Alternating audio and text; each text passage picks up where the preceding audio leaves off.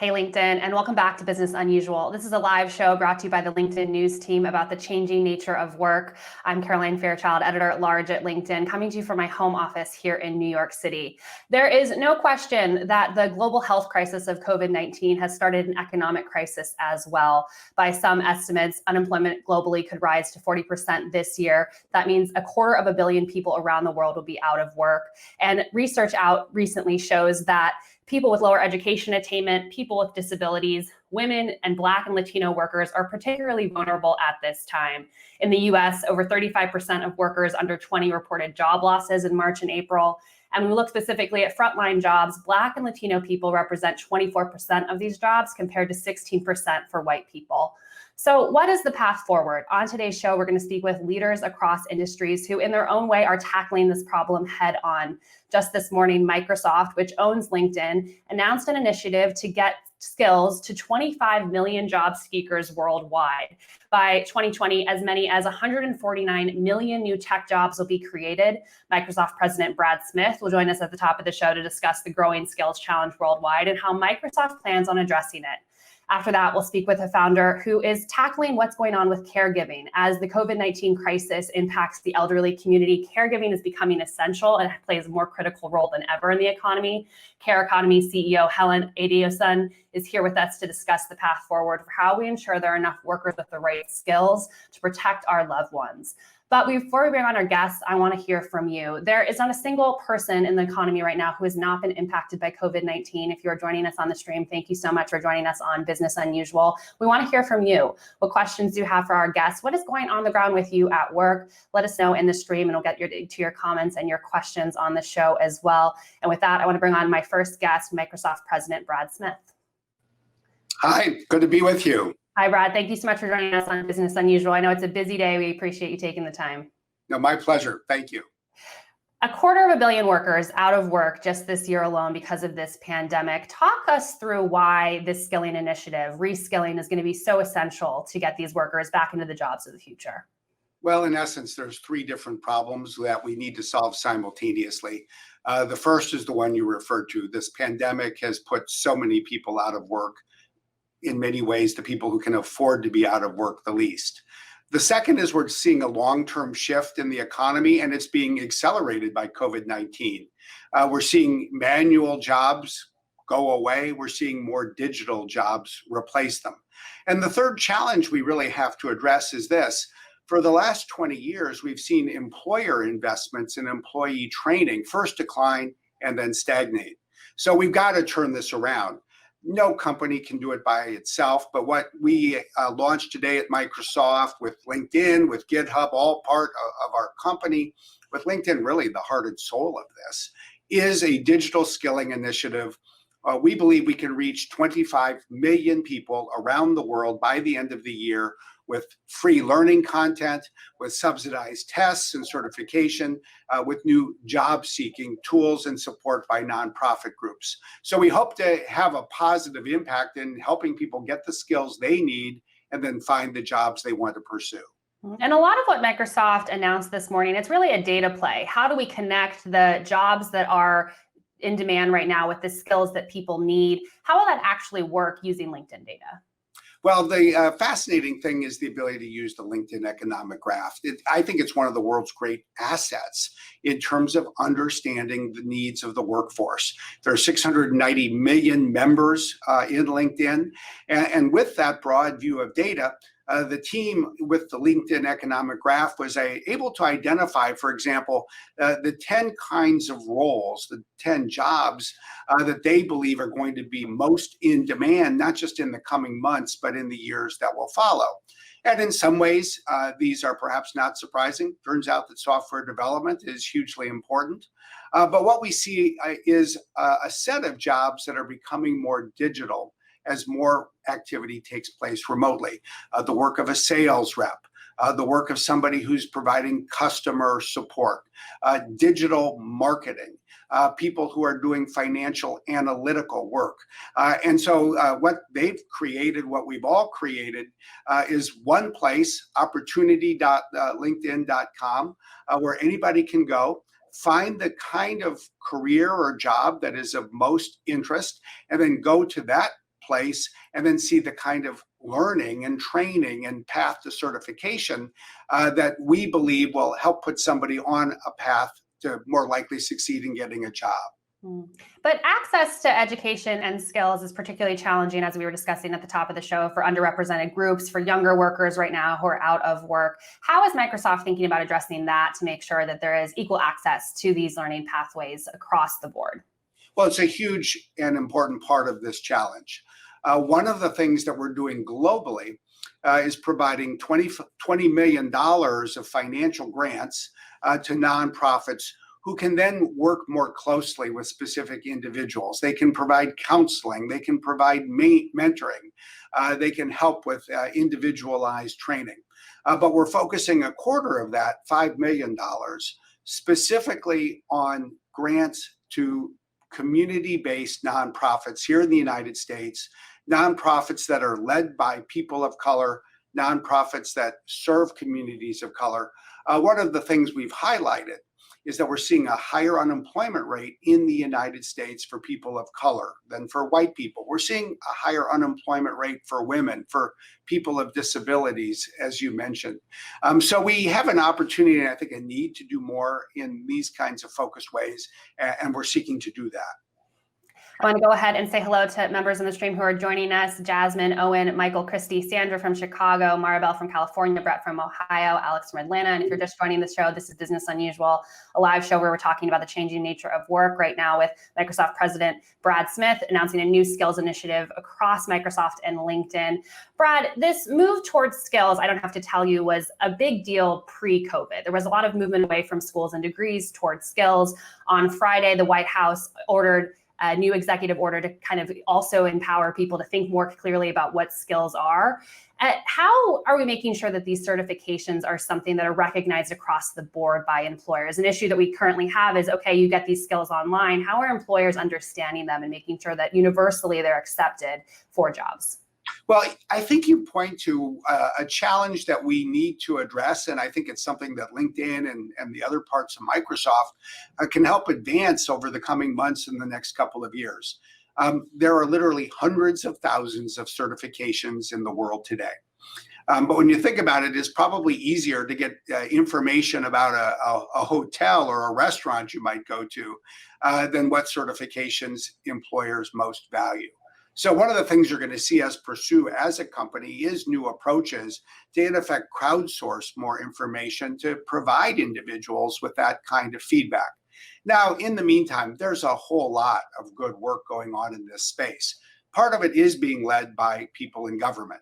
The initiative that you mentioned coming out of the White House and the U.S. Department of Labor in Washington, D.C., I think are helping to energize more activity in this space, not just to help people acquire more skills, but to bring employers together to sponsor internships and apprenticeships and the like, and ultimately identify the certifications that employers need.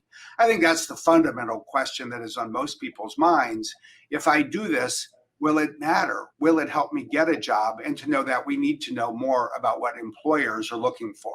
And you mentioned in your blog post this morning that, of course, this goes beyond just getting job seekers new skills, but current employees who are employed at companies. We have seen a drop off of employers providing skills and education to employees. How is Microsoft getting employers on board to see the critical role that they play in making sure that as their jobs develop, so do their employees? One of the things that we're doing in this space is creating new technology to help. We provided an early preview in our webcast today. It's an app that will be available this fall. It'll run in Microsoft Teams. And I think it really does a very nice job of enabling people in the workplace, teams, managers, for example, of a team, to identify training they'd like a team member to take, make it readily available, even assign it, put it in the workflow of people every day. I think we need to ask employers to, frankly, step up. I think we need to do that as a company ourselves, and we will. I think we need to ask governments to provide more financial incentives to help employers step up, especially small businesses. But ultimately, I think we can use technology itself to make it easier and frankly cheaper to provide high quality training. And that has an important role to play as well.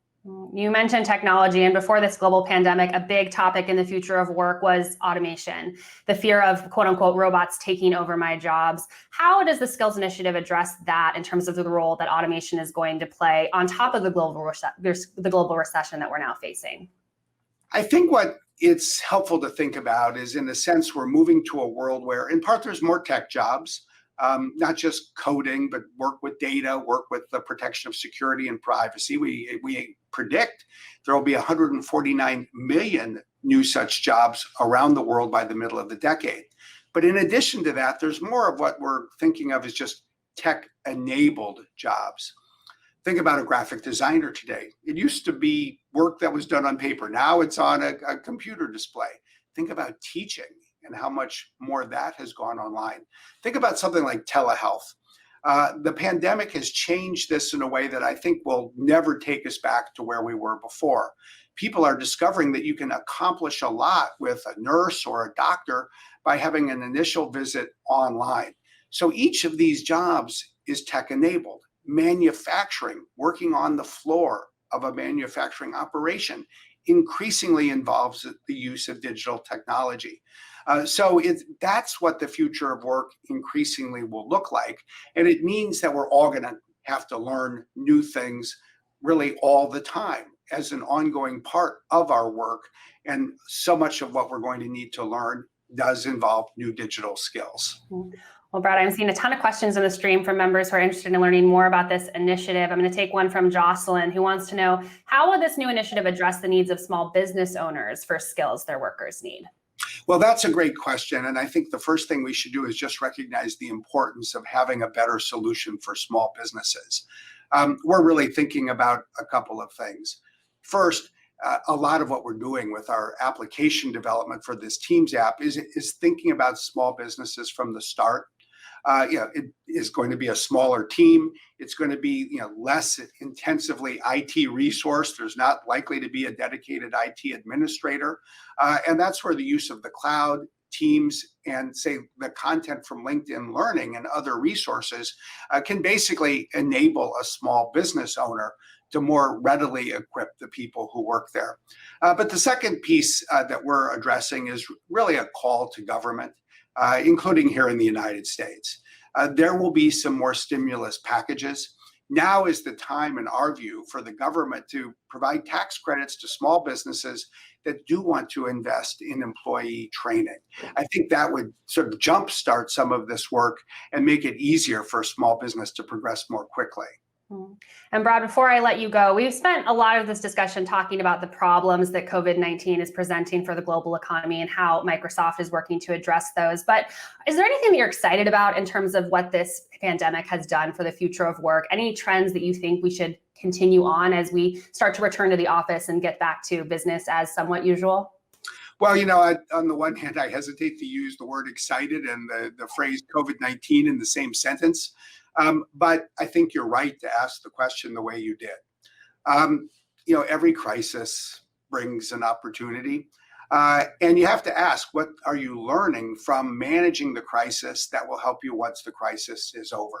I do think one of the real lessons of all of this is the power of data.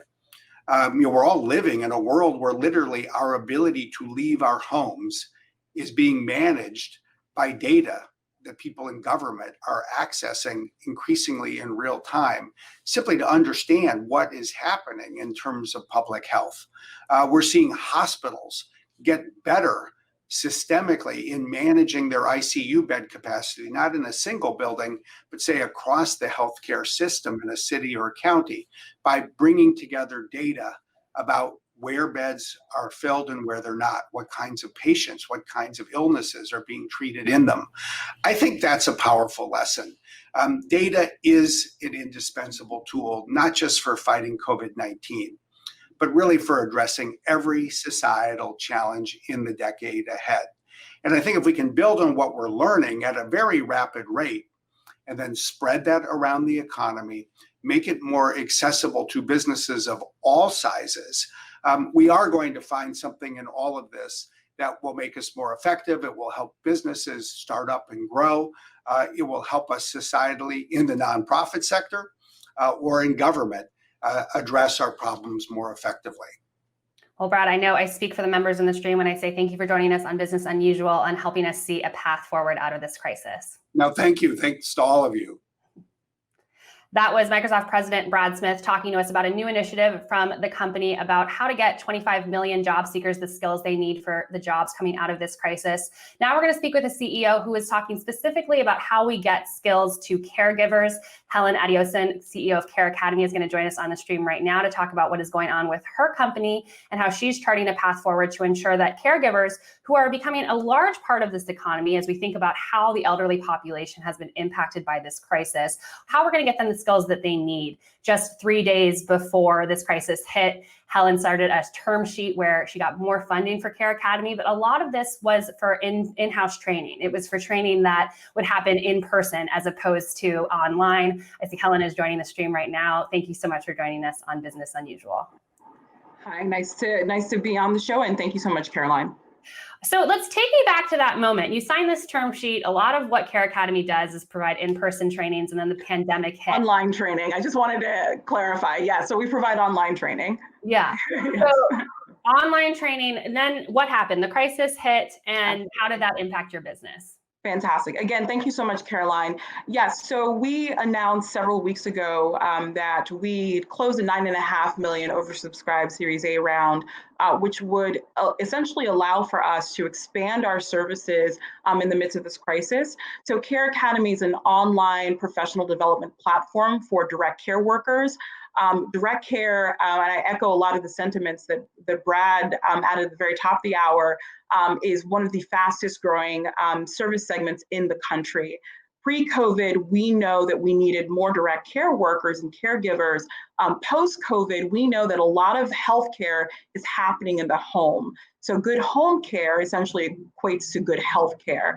And so Care Academy also announced, alongside our $9.5 million Series A, that we were also enabling 1 million direct care workers to enter into the workforce. So we are providing training and upskilling in real time digitally to direct care workers so that they are essentially enabled to provide great healthcare to the millions of Americans as we're talking about a potential surge in COVID cases who can then triage and heal at home because of their care. And for those who aren't aware of just the essential role that in-home healthcare aides and caregivers provide, particularly in this global pandemic, give us a little insight into what the growing demand is for in-home health. Absolutely. Currently, we know that there are 60 million older adults in the US. That is only set to grow by 20 million over the next 10 years. So we're talking about the fastest growing generation of older adults who are coming into the just recent nascency and growing every single day, exacerbated also by this crisis of COVID, which we knew disproportionately affects older adults. And so what you have is essentially a perfect storm and a perfect opportunity.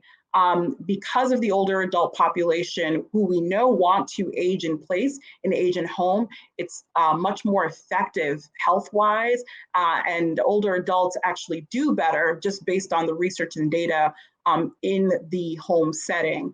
And so we see at Care Academy, the biggest opportunity within healthcare is to grow out not only the total number of direct care workers able to provide services within the home, but also their skill sets.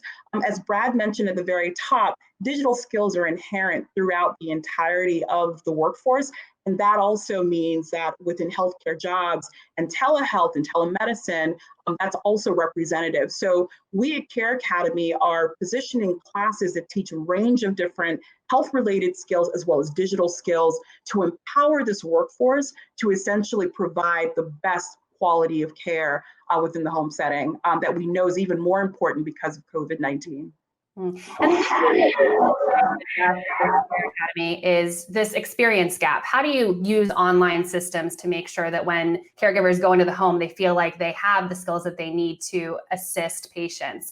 Talk to me a little bit through about how the online courses work and how that digital divide happens in the home. Absolutely. We talk a lot about the digital divide, but what we actually find, if we look closer, is that the communities of color, women, those who are underrepresented, actually have access to digital devices, including a cell phone. Cell phone costs have come down over the last 10 years. I have a cell phone. I know multiple people who have multiple cell phones. And so that's where we focus. We focus on access. And I want to underline access as the way in which we provide educational resources. Brad mentioned that earlier. I think that's no less. So the way that we position at Care Academy online digital training is by accessing via your mobile phone. It's providing for bite-sized classes that build the skills of the learner over time. So if you're learning about dementia, we have over 60 hours of dementia courses, but the expectation is you take them 15 minutes at a time. So if you're on a bus, you can engage with our online learning. If you need help in terms of understanding what you need to provide a client, you can also access via your mobile phone. And that has made the difference. We see folks who are completing 90% within the first couple of weeks complete their online classes, and they're doing it in a range of different places. So we found the secret sauce of being able to enable the whole workforce in terms of online learning is via the mobile phone, where they can access it best and access the most already. And what are you hearing from people who are participating in these courses? There are a lot of people out of work right now. For those who are going into this field for the first time, what are they finding on the other end in terms of their ability to find employment amid a global pandemic? That's absolutely is. And I come back to the word access again. So Care Academy, we think about education as an enablement to accessing greater jobs, no matter if you've never been a caregiver before.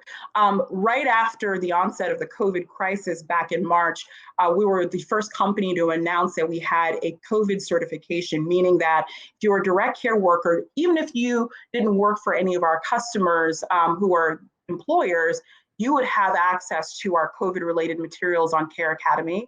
And we've gone even a step further. And so we've announced that we'll be adding 1 million direct care workers in training and enabling them to meet the demands of COVID and beyond. And so over the next couple of weeks, we're announcing an exciting number of partnerships that will enable folks who are coming from industries that are most impacted and affected, whether it's retail, whether it's restaurant work, and enabling them for healthcare work, starting with home care and skills that they can grow over time to build a career within home care. And on Business Unusual, we've spoken to leaders across industries who have really had to react and make big decisions in real time for their business amid this pandemic. I think that is more true than ever for leaders like you in the healthcare space. What are some of the challenges that you're facing right now, or some that you faced in the past that you had to get through in real time to provide the services that you are, which are so essential? I love that question. We actually find that we're in, and I echo the sentiments that Brad shared earlier. I think we're doing well in the midst of a crisis. And so for us, it's been thinking about ways that we can support folks who are out of work, we can support direct care workers and support our customers as well. So we actually took the time to lean into the crisis, which is definitely really hard. I credit an amazing team at Care Academy for being able to do so, which meant how do we support and wrap our arms around this crisis, and because it presented a wonderful opportunity. So providing free resources, we created webinars so that we could talk our customers and really the home care universe through this crisis and where to access resources, and that was so critical. So I would say what I've learned as a leader out of this moment is if you've got a foundation of principles that guide you and a mission that orients you, acting fast and acting in the moment and executing is no concern, especially given the moment. And so I think that leaders really have to sort of stay at the top of their game and on their toes, but make sure they're oriented by the fundamentals. For us, it was wrapping our arms around this moment and what it meant to be good community leaders, good thought leaders, and good for our customers and the direct care workers, the millions of direct care workers all over this country. Before I let you go, in my mind, caregiving is an industry that was not getting the respect that it deserved before this pandemic in terms of the essential role that it plays for the healthcare system as particularly in the US, the elderly population continues to grow. Are you hopeful that this pandemic will change the way that people see the caregiving industry and how workers are treated within it? Oh, I love that question, Caroline. That was spot on. I completely agree. I think that what this moment it presents is an opportunity to recognize how the crisis we were already in before COVID, the crisis that we were already in was a shortage of direct care workers and also the enabling of skills. Direct care work enables all types of work in many ways. And so what I'm hopeful of, and I see already happening, and we're leaning into this moment to make it happen even further, is that the caregiving gets the recognition it needs, gets the supports it needs, and is also elevated as a critical component of delivery of great healthcare. So I'm excited for that. We're seeing that, and we're leaning into that opportunity to make that and bring it into fruition within Care Academy. Well, I hope you're right as well with that, Helen, and I thank you for all the work that you're doing to make that a reality. Thank you so much for joining us on Business Unusual. Thank you so much. Appreciate it. That was Helen Adiosen talking to us about how Care Academy is providing new skills digitally for caregivers across the country who are growing in demand. This is Business Unusual, a live show where we were talking about the changing nature of work. We come to you every weekday from the LinkedIn news page at noon Eastern. Tomorrow, my colleague Susie Jackson will be speaking with frontline workers who have been seeing lots of changes to their jobs amid this pandemic. So be sure to join her then tomorrow at noon Eastern. I'm Caroline Fairchild. Thank you so much for joining us.